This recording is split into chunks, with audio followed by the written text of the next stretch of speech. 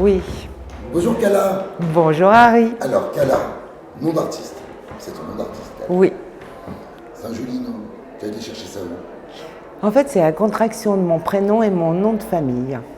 D'accord. Voilà. Pas plus loin que ça. Pas plus loin que ça.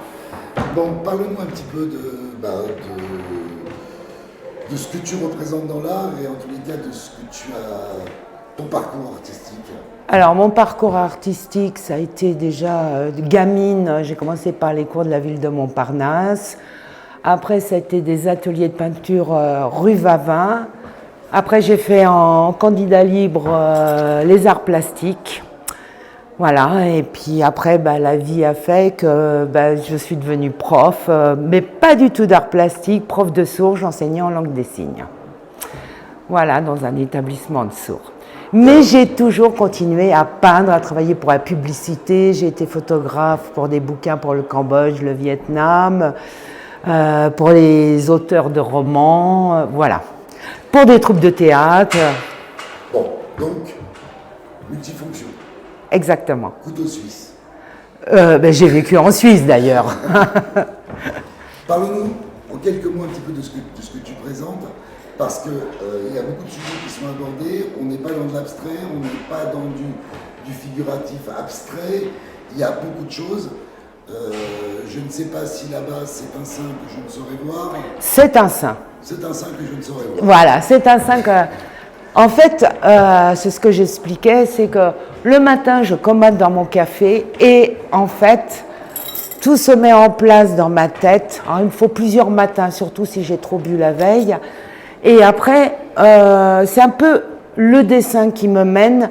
Disons que je structure mon tableau dans ma tête et après, je me laisse la liberté.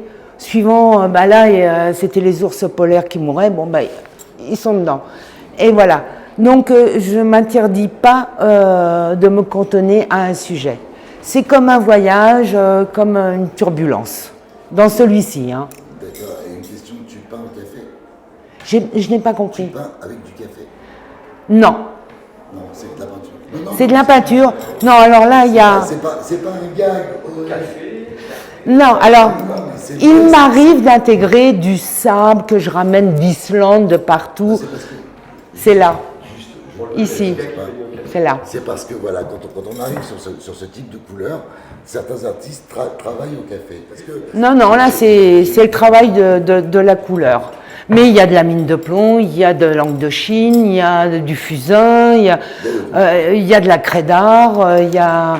Voilà, mais ça je ne sais jamais pourquoi à un moment donné je prends un fusain, pourquoi à un moment donné je prends un crayon. En tous les cas, il y a toute une histoire. Si on avait du temps, je l'aurais décrit avec toi, on aurait essayé de voir tout ça, mais j'ai pas dit que je reviendrai pas pour en discuter tous les deux. Mais moi, je me raconte une histoire quand je peins. Mais par contre, je la raconte pas. Parce que c'est, moi, une fois que le tableau il est accroché, il ne m'appartient plus. C'est à celui qui regarde de se créer sa propre histoire.